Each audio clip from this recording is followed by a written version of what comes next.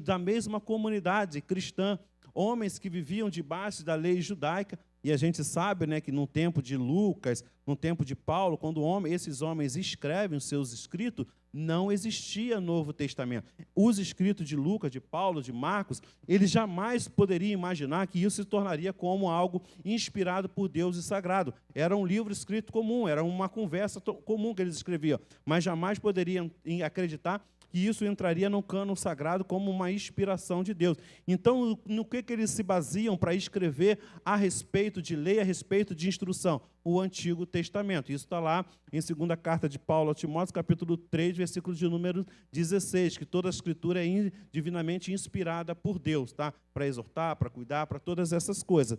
Mas ele está usando o Antigo Testamento. Então, ele se baseia o quê?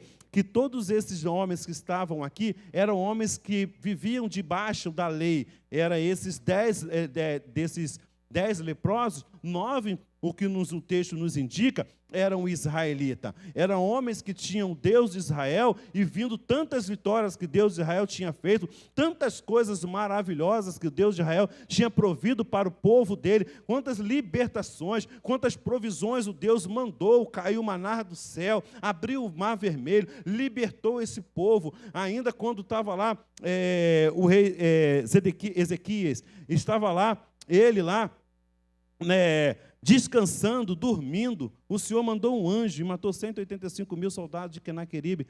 É só Deus, ele viu todas essas bênçãos, mas numa hora em que eles deveriam honrar a Deus e agradecer a Deus pelo que Deus tinha feito na vida deles, eles não tomaram essa postura. Como o pastor ontem falou aqui, nesse púlpito aqui, ele estava falando ontem, ministrando, o grande problema de como as pessoas que estão dentro da casa do Senhor e não conseguem reconhecer o Deus que nós o servimos, não consegue viver, adorar e buscar e acreditar no Deus a qual nós estamos servindo, que é o Deus de Israel, o verdadeiro Deus, o todo-poderoso, o maravilhoso, o eterno, e nós não conseguimos reconhecer o poder desse Deus tão poderoso.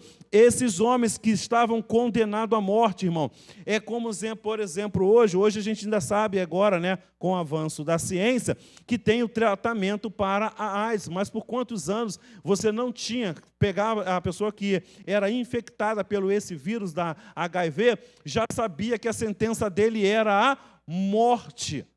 E aí quando você sabe que a sentença da sua enfermidade é a morte, todo o seu projeto de vida é encerrado, paralisado. Tudo que você sonhou, tudo que você planejou, você sabe que aquilo já não tem mais como dar sentido, porque a tua hora, a qualquer momento, você pode vir a óbito. Esses homens ainda, e a pessoa que tinha HIV, na época, ela ainda tinha um conforto da família, tinha um apoio da família. Nós vimos isso na história do Cazuza, né, do poeta Cazuza aí. Esse homem aí, que teve o apoio da mãe, a mãe mandou ele para os Estados Unidos para fazer lá a transfusão de sangue, todas essas questões. O carinho teve o apoio da família.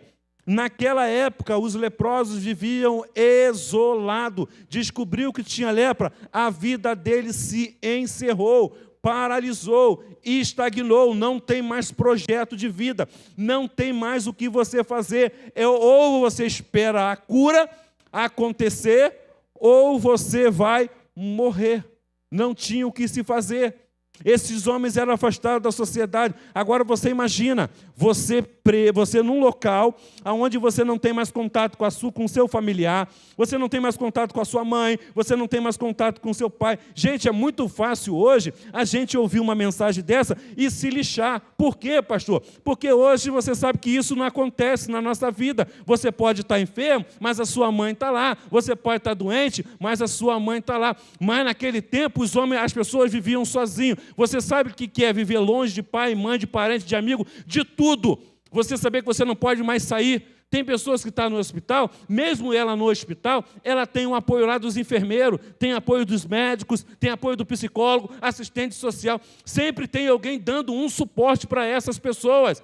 No estado terminal dela, vai para o INCA, para o estado terminal, o próprio médico do INCA manda chamar um dos familiares para poder, olha, tem últimos dias de vida, fica com ele, acompanha ele, deixa até pessoas que não têm, que têm a idade para poder ser acompanhante, mas quando ele sabe que está chegando no final, ele manda chamar o familiar e fala, fica o maior tempo possível com ele, que ele já vai estar se despedindo. Tem um apoio. Naquela época não existia nenhum tipo desse apoio. Era isolado, com todo mundo com a mesma enfermidade, todo mundo gemendo de dor, que a lepra causava dor, causava irritação. Não tinha medicamento, irmão. Era o azeite que se passava nas feridas na época. Mas hoje a gente está com uma dor de cabeça, ou como você está em estado terminal, o que os médicos fazem? Injetam em você morfina, para você morrer dignamente, como eles falam, para não deixar você sofrer. Mas naquela época não tinha esse tipo de estrutura medicinal para tratar essas pessoas que estavam com lepra. E agora você imagina, com dor, fedendo, sujo, isolado de todo mundo. Não podendo andar, não poder passear, não poder participar do culto. Uma pessoa que está com HIV, ela pode participar de um culto como esse. Uma pessoa que está com câncer terminal, ela pode participar de um culto como esse, pode vir na casa do Senhor. Nós não sabemos valorizar as coisas que Deus nos está dando, meu irmão. Nós é displicente com as coisas de Deus. Nós negligenciamos o nosso Deus. Agora eu te imagino como esses homens desejavam poder participar de um culto. Talvez eles queriam, talvez eu pudesse ter uma oportunidade, que eu sei quem é o Deus de Israel, porque naquela época, onde se encontrava o Deus de Israel? Se encontrava no templo, meu irmão. Eles não tinham essa ideia. Só após do véu do templo se rasgar que tiveram acesso ao Pai. Mas naquela época, para falar com Deus, só por meio do sacerdote. Talvez aqueles homens naquele lugar, naquele vale, tentando, se eu tivesse uma oportunidade. Se eu tivesse uma oportunidade de poder chegar no templo, de poder ir lá no templo para poder pedir a Deus para me curar dessa minha enfermidade. Não tinha. Nós estamos tendo o tempo todo do mundo. Nós estamos tendo todas as oportunidades do mundo. Nós estamos sendo ingratos com Deus. Nós não sabemos chegar na casa de Deus e agradecer a Deus pelo que Ele fez. O que nós sabemos é murmurar como Jó, meu irmão. Como Jó ficava murmurando com Deus, reclamando com Deus da sua enfermidade, da sua dor. Eu sempre costumo falar desse texto. Está lá em Jó, se eu não me engano, é 8 ou 9. No capítulo 9, eu sempre falo, sou repetitivo nesse texto, em que ele diz para Deus que Deus não é ser humano para ir num tribunal com ele, para argumentar sobre a dor que ele estava sentindo. Você não é ser humano como eu, não dá para mim ir para um gabinete, não tem como eu ir para ele, para um diálogo cara a cara, para falar de dor, porque Deus, Ele é Espírito, e Espírito não sente o que eu estou sentindo, até que Deus chama Jó, bota ele sentar, senta aí garoto, que você vai ouvir agora o que eu tenho para falar, e começa a falar no ouvido de Jó, o tempo todo, apresentando aonde você estava, quando eu fiz, aonde, dando uma lição para Jó.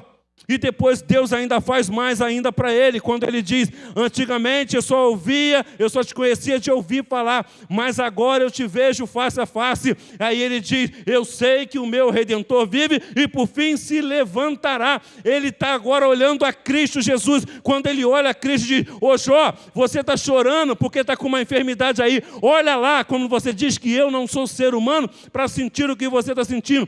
Olha o que eu estou fazendo, enviando Cristo para carregar a enfermidade de todo mundo. Ele está carregando AIDS, ele está carregando câncer, ele está carregando pneumonia, ele está carregando Covid, ele está carregando tudo, Jó. Olha lá, Jó, você está com essa enfermidade aí que eu permiti que colocasse em você e você está murmurando, Jó. Olha lá, Jesus carregando tudo.